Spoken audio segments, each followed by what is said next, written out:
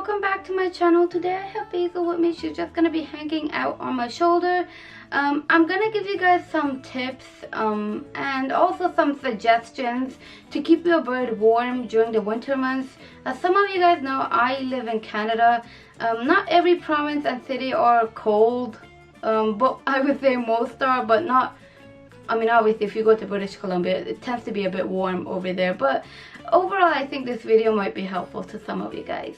The first thing you want to do is make sure you look at your bird physically. If you have your bird step up, their feet might be cold and they might actually be a bit fluffed up and sometimes actually even shivering. Now obviously these stuff can happen with a sick bird as well, but I'm just going to focus on birds that are cold, or you know, you get the idea. Some of these symptoms can obviously be if your bird is sick, but in this case we're just going to focus on, you know, the climate being cold or the room being a bit cold. And if that's the case, there are ways that you can help your bird. The number one suggestion I have is try placing your bird's cage away from windows and doors. We don't really typically think that doors could cause your bird to be cold, but imagine someone constantly opening and closing that door, and even someone walking in and out, there's always that whoosh of cold air. It's almost kind of like a draft, but like, you get the idea. It's just better if you put your bird someplace further away from a door or a window.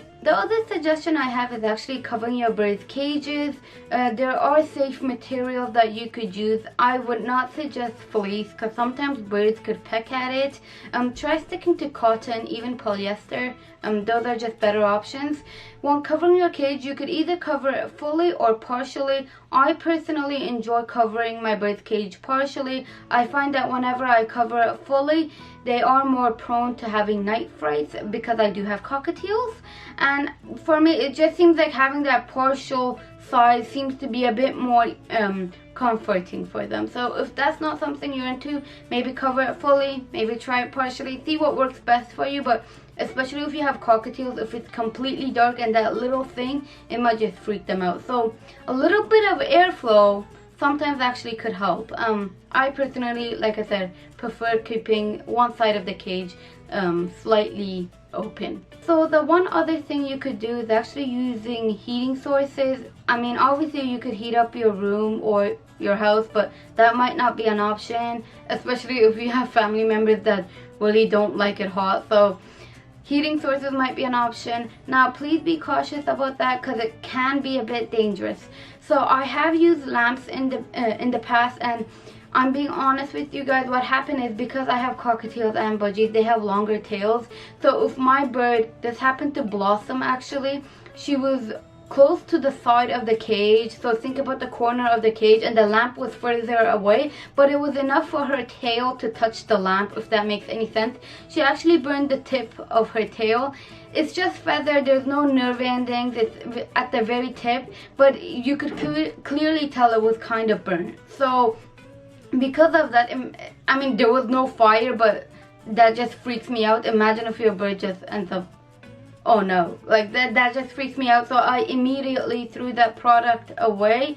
And it was safe material, by the way, but it was so hot to the point, imagine, that's just very dangerous. So if you do want to use it, just don't do the mistakes I have. Keep it even further away. I would suggest at least like maybe like 20 inches away. Like, it freaks me out, to be honest. Like, imagine if I wasn't home that day and somehow I didn't witness that, and it could have been a lot worse. I just would not suggest it. And my birds actually fly in my house, so imagine they were flying and somehow they landed on that lamp. It's just not safe.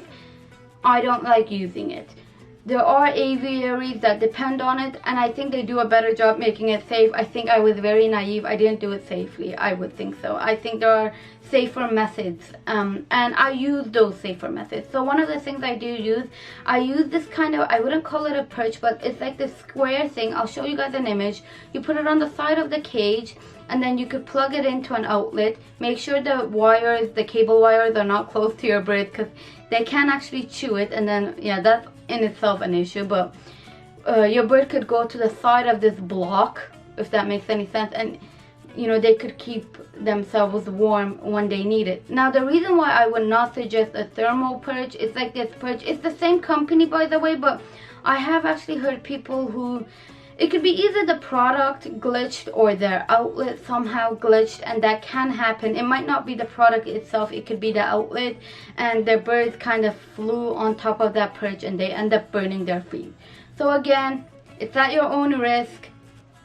I personally would not suggest it. I suggest some kind of block sort of thing that you could put in the cage. It's a lot safer, because if it's too hot for your birds are smart enough to kind of like walk away from it. But if it's a perch, I mean, imagine they fly on it, they're not going to really know. It's not like they're like humans, they're like kind of tip touching it and they could tell, oh wait a minute, it's too hot. They kind of fly onto it, and then yeah, I just personally would stay away from the thermal perches. Just stick to safer alternatives. The one other thing I want to talk about is high fat diets. In the winter months, you kind of want to avoid that completely.